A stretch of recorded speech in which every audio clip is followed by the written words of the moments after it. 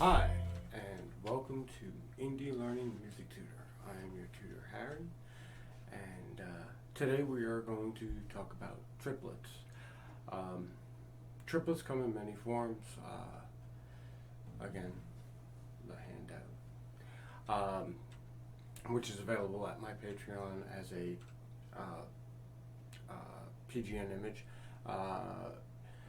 Come in many forms. You can triplet off of any variety of note. In the notation and subdivision portions of the course, we talked about quarter notes, half notes, whole notes, eighth notes, 16th notes. Though it's difficult, you can triplet off a 16th note. It's just incredibly fast. So I generally have not seen anything to that effect on bass guitar.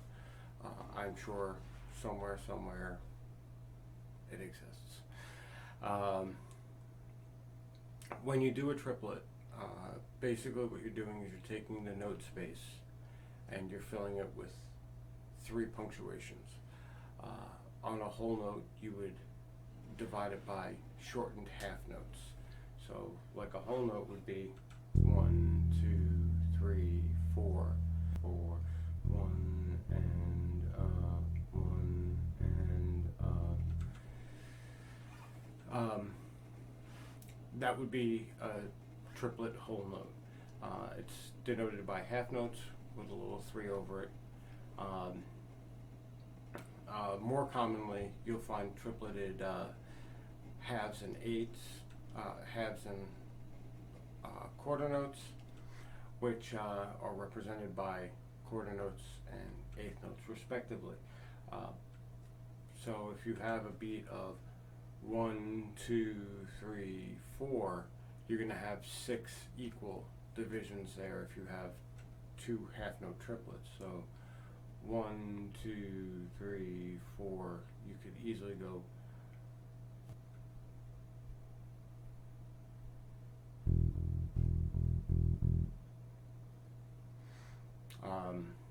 and then quarter notes, this is by and far the most common triplet you'll find.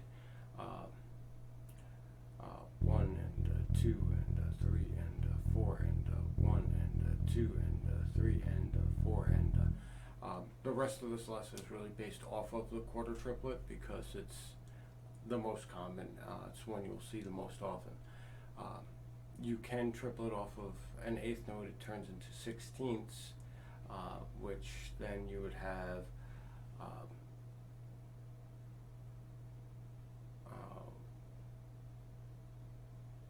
1 and 2 and 3 and 4, and so you would end up with 24 notes in your 24 plucks in your 4/4 bar. 1 and a 2 and a 3 and a 4 and a 1 and a 2 and a 3 and a 4 and a. That would be your triplet eighth notes, or triplet 16s attached by a triplet. In the triplet worksheet, I have the same note example for straight and swing. Straight and swing is an important designation when it comes to playing triplets, because you can play triplets 1 and 2 and 3 and 4 and or you can play them 1 and 2 and 3 and 4 and that gives a completely different feel to the exact same notation. Whether or not it's straight or swing will be noted in notation, so if you are writing music, you should make sure to let whoever is looking at that music to play it know whether or not it's a straight feel or a swing feel, especially the drummer.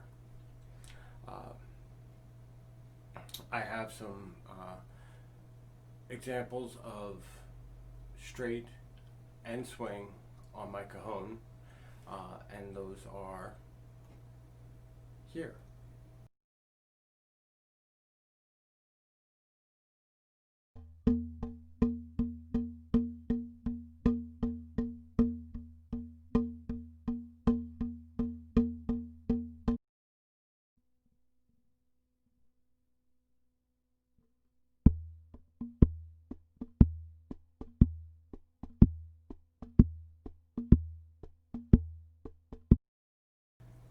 I hope you enjoyed listening to that. I enjoyed making it. Okay, so as far as the worksheet is concerned, before you even start using a metronome, you want to be able to count it out properly. So my suggestion is to follow the worksheet. Once you get it under your hands and you can get the count right in your head, then start working with the backing track. The cajon examples can be looped via Audacity if you want, or you can find resources on YouTube of straight and shuffle beats. So, straight feel.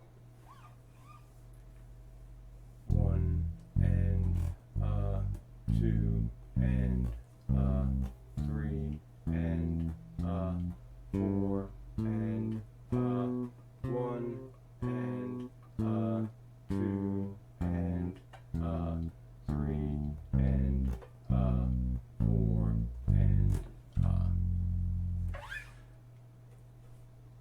and then it repeats twice, but you know, time is a factor. So swing feel. So again, this is gonna sound different. They'll be exactly the same on paper. 1 and 2 and 3 and 4 and 1 and 2 and 3 and 4 and completely different feel to them, but they are the exact same. So it's important to note those things, and it's important to practice both. They both come up in jazz. Jazz or blues, you'll hear a lot of swing as opposed to straight. The next exercises, and forgive me for them not being one line apiece, but the second example on bar 13 is a little bit long, not in measures, but in each bar is longer, so it leaped onto the next line. So we're going to start on number 9, which is a triplet with a rest in it. We're going to start with the rest at the first, and we're going to be using an A minor groove. So I have an A minor backing track that you can access, so you can know that you're playing the right notes, even though it's just the triad. So getting it under your fingers, it goes 1 and 2 and 3 and 4 and 1.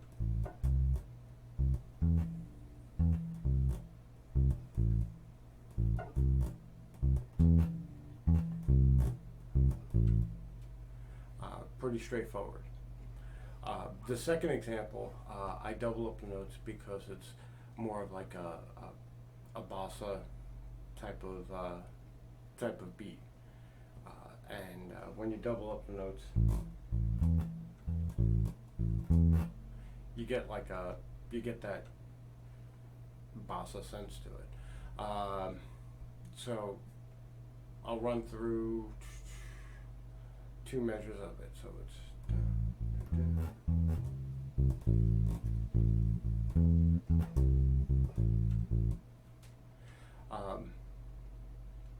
the rest in the center is very indicative of that like Latin feel.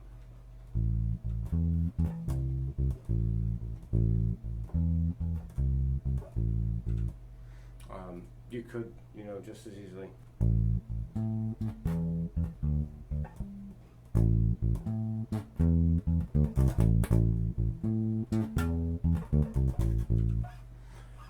You get the idea. It's not only found in Latin music, but it's very prevalent there. The third example puts the rest at the end, and it may sound similar to your ear as the third example, the fifth example there, but you have to remember the rest is in a different spot, and when you move your rests, you're moving yourself in time in relation to the music. So instead of it being 1 and 2 and 3 and 4 and you're doing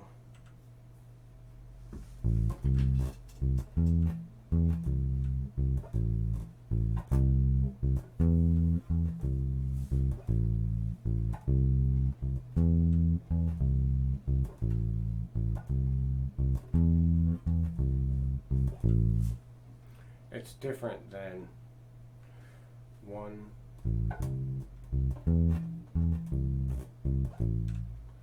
It doesn't seem different because you don't have any reference material to go with it, but trust me, once you have drums and you have that kick on the 1 and the 3, it completely changes the tone of the rhythm.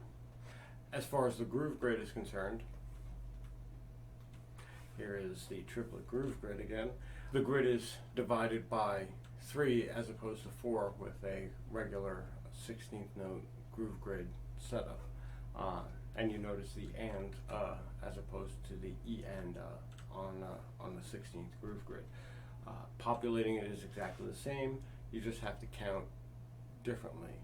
1 and 2 and 3 and 4 and as opposed to 1E and 2E and 3E and 4E and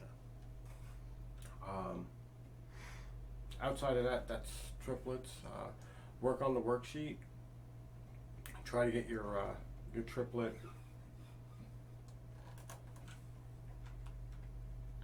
Try to get your triplet chops together.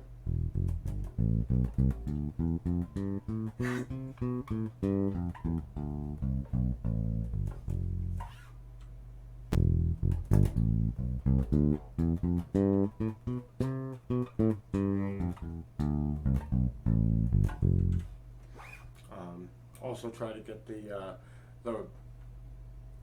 rest permutations together. 1,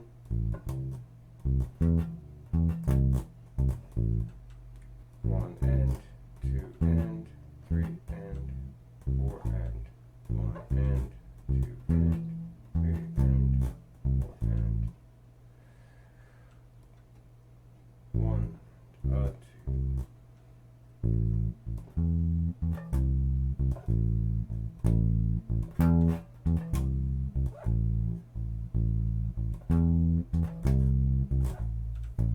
And please, you don't need to use my notes. You can come up with your own grooves. You can decide to do like I don't know, how about a 2-5-1 off of G.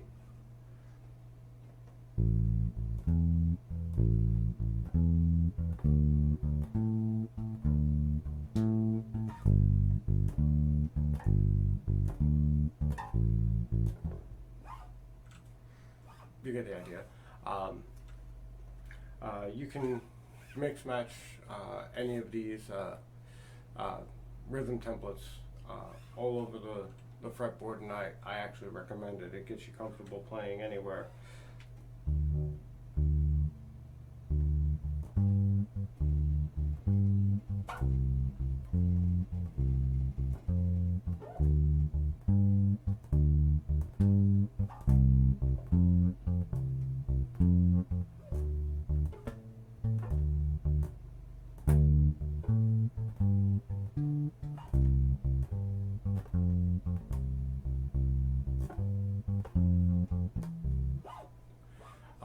You get the idea.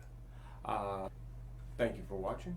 I hope this is proves to be useful, and I hope to see you next time. Bye.